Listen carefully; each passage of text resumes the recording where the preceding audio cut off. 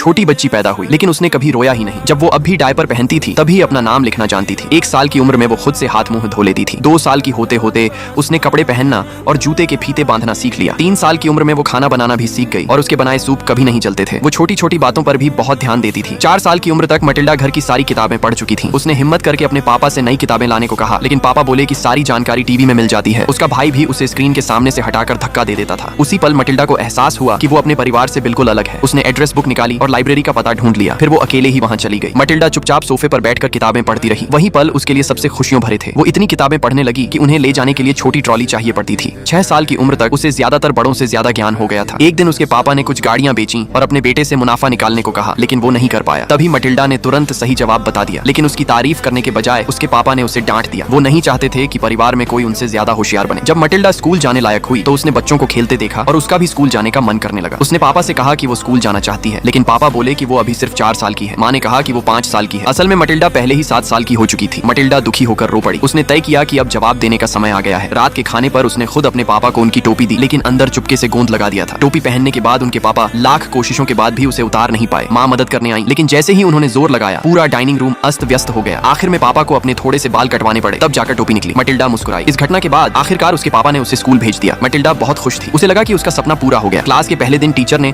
Syllabus से बाहर का सवाल पूछा, थ्रोनिक 379 कितना होता है? मटिल्डा ने तुरंत जवाब दिया, 4 टीचर हैरान रह गई। उन्होंने खुद पेन और पेपर से हिसाब लगाया और जवाब बिल्कुल सही निकला। तब टीचर समझ गई कि मटिल्डा कोई आम बच्ची नहीं बल्कि एक जीनियस है। और मूवी का नाम है मटिल्डा।